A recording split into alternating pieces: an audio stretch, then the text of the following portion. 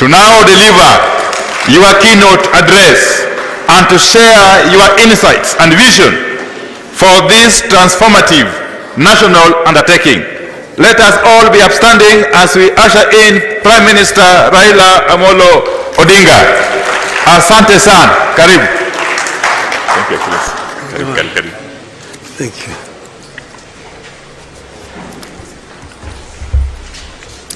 Hiya. You may be seated.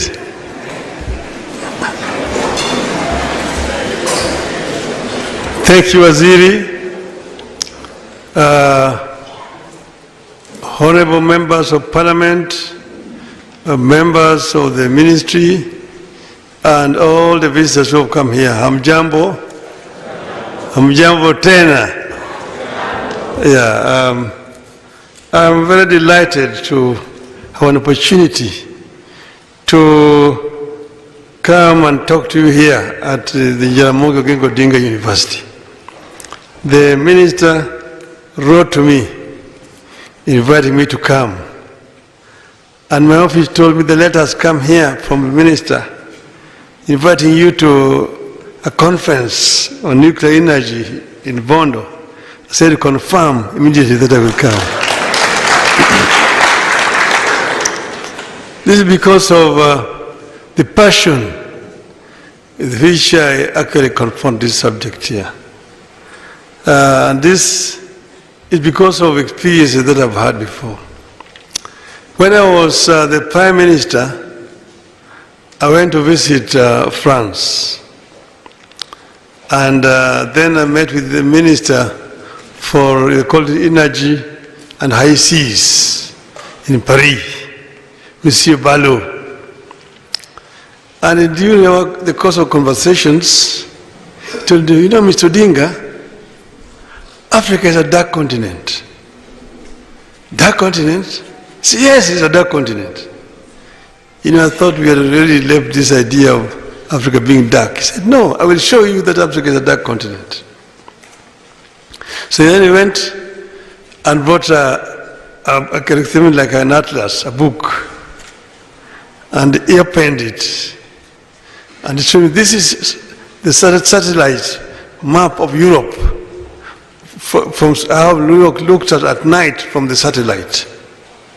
And you could see the European city, all lit all over, right from the English Channel through France all the way to Russia. Then he went and opened another page, Africa. This is how what Africa looks like at night from the satellite. Now there's a big contrast. There was some little lights down southern Africa.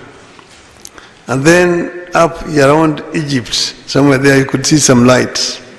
The rest of the continent was just dark. So this is what's happening. Africa is the dark at night. It means that while Europe is busy working at night, Africa is asleep, working in the other direction.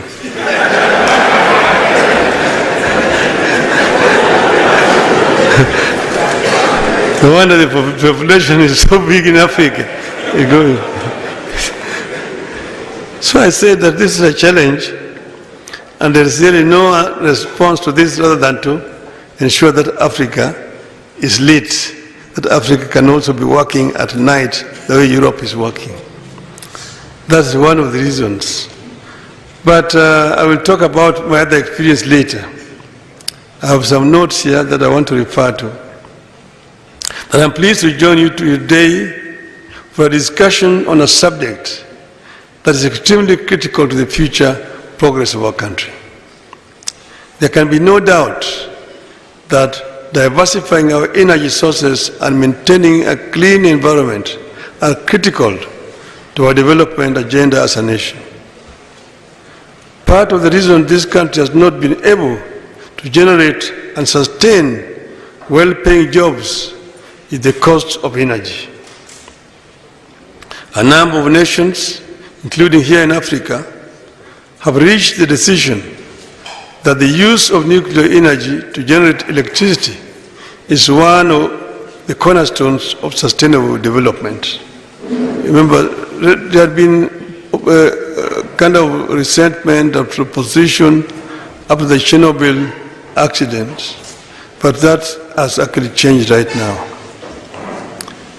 In the age of climate change, nuclear is accepted as one of the clean energy sources that is free of carbon emissions.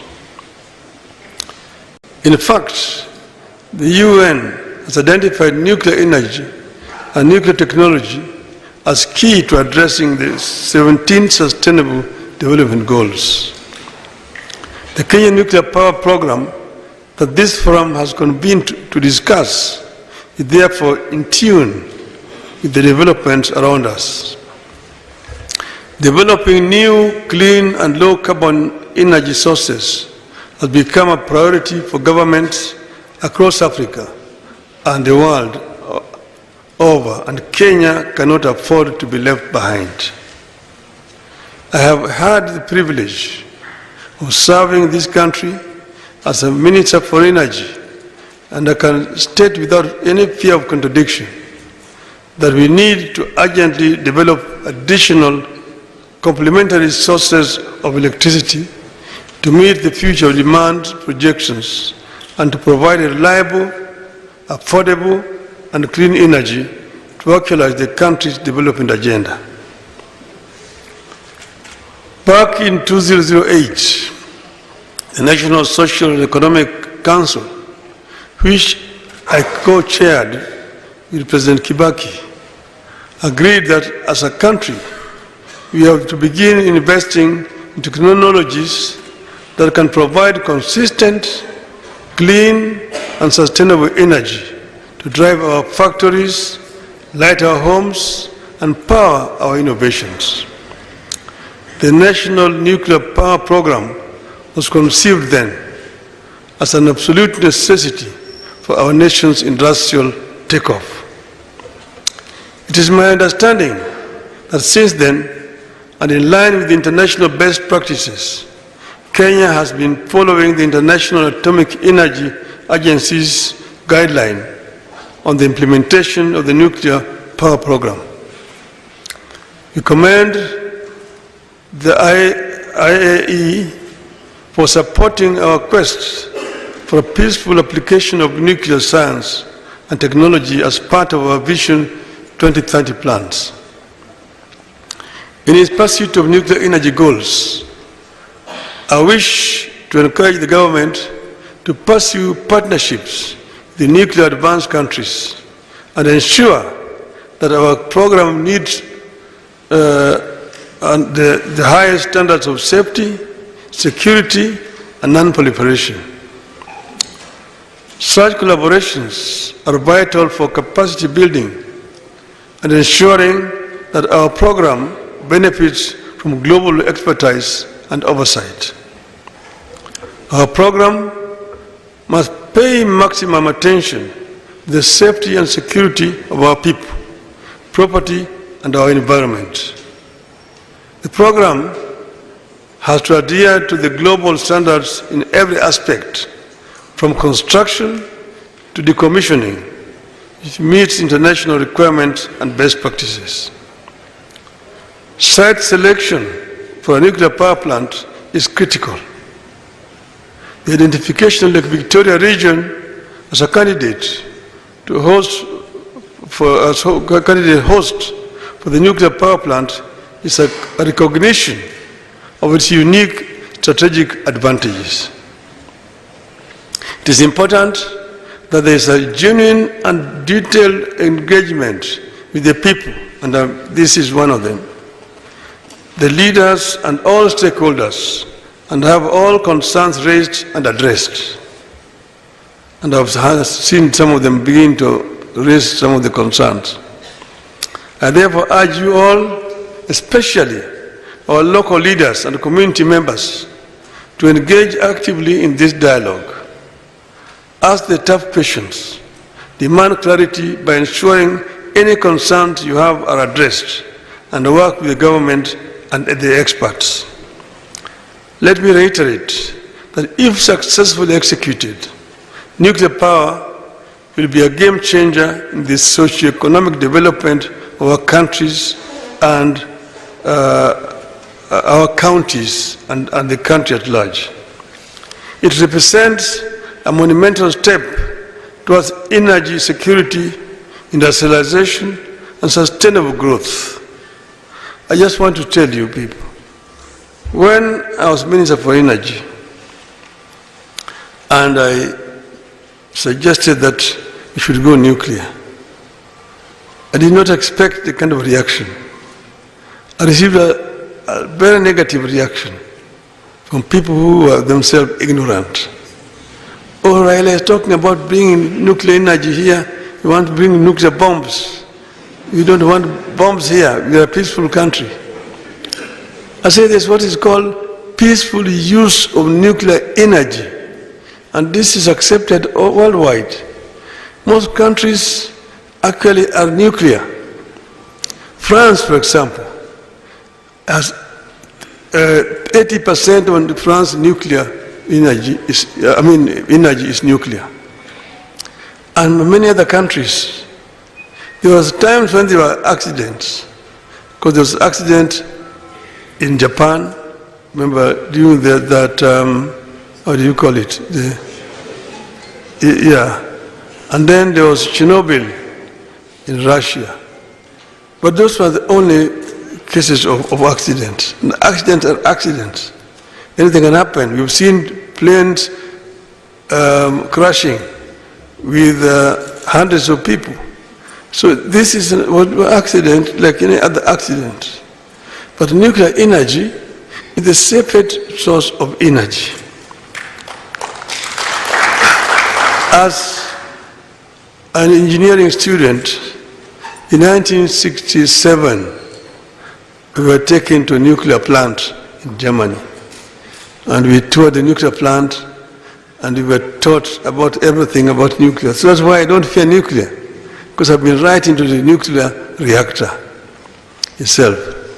And I know that it is safe.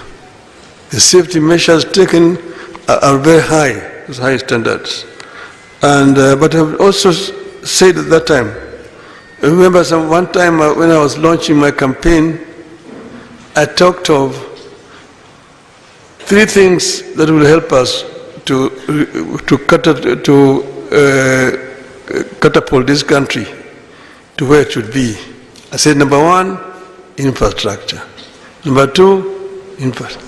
Number 3, now energy is one of infrastructures. Infrastructure is not just roads. Infrastructure is many things. Energy is a very important infrastructure. And you look at the development of a country on the basis of how much electricity is being consumed per capita. And ours is very low in this country, indeed. And what are the other sources that we have?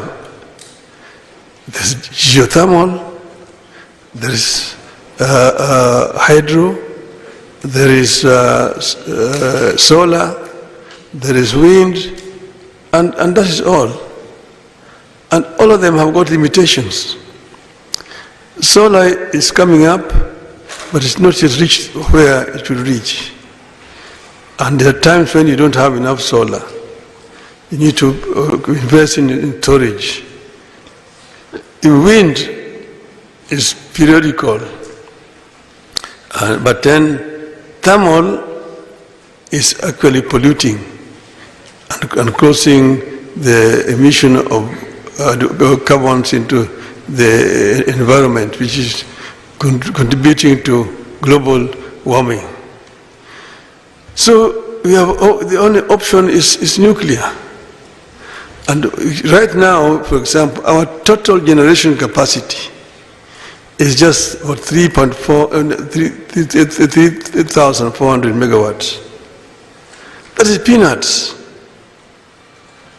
When I was a student studying in Germany's city of Magdeburg, which was a heavy industry city,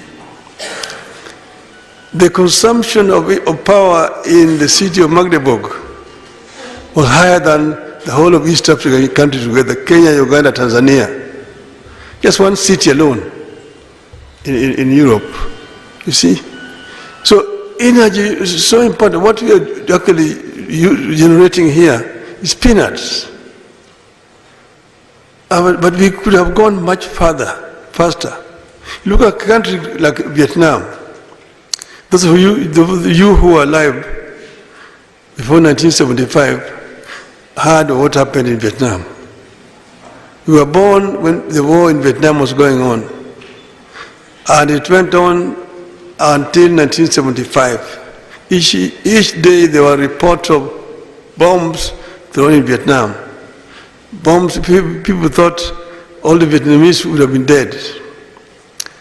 But then the war ended in 1975. Kenya was independent.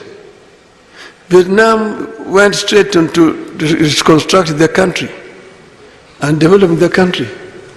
Today, Vietnam has overtaken Kenya. The population of Vietnam now is nearly 90 million people. But they generate 70,000 megawatts of power in Vietnam, as we are 3,400. And look at Korea, the same thing. Korea and Kenya are mentioned to the government officers last week. And Ghana were at par in terms of development, industrialization, literacy levels, per capita income, levels of poverty, and so on. But now, 62 years down the road, Vietnam's economy, Korea's economy is more than 40% bigger than that of Kenya. Korea has moved from a third world to a first world. So we are behind. We need to leapfrog. We need to move faster. So it's not just a question of a nuclear plant here. And they've been telling me, they think about 1,000 megawatts, 2,000 megawatts. I'm saying, let's just start with 5,000 megawatts. And then, also, if you start with 5,000, ensure that there's proper safety. But I've also said they're talking of starting in 1934. There's no reason why we should start in 1934. If we have made a decision now, we begin to order straight away, because it takes time to manufacture. And this manufacturing will be going on, it should take 2 years, maximum 3 years. It will be ready. I've visited a plant in China, in Korea, where they are manufacturing nuclear plants. And you can see we have got an order here from this country, you have got an order from Malaysia, you have got an order from India, got an order for this. They are all busy manufacturing. Let there be also an order for Kenya there, so that you can start and aim at Vision 2030. Vision 2030, let us have a plant working. That should be our aim as a country. And I think it can be done. We must say Kenya must be able to chase its peers and reach there. Don't continue to compare Kenya with the worst. That, oh, we are an island of prosperity in a sea of turmoil. Don't compare yourself with the worst. Compare Kenyans with the best, because they are capable of attaining the best. They say in the land of the blind, one-eyed man is a king. So that's why Kenya says a king, because all the others are blind. No, don't compare us with failed states. Compare us with the best. You are capable of attaining the best. Thank you very much, ladies and gentlemen. Thank you, Your Excellency. May we accord His Excellency a standing ovation for those great words of wisdom. Makofi moja. mbili, tatu. Asante Baba kwa hekima. May we remain standing for the national anthem of the Republic of Kenya, which will signify the end of our official engagement this afternoon. National anthem.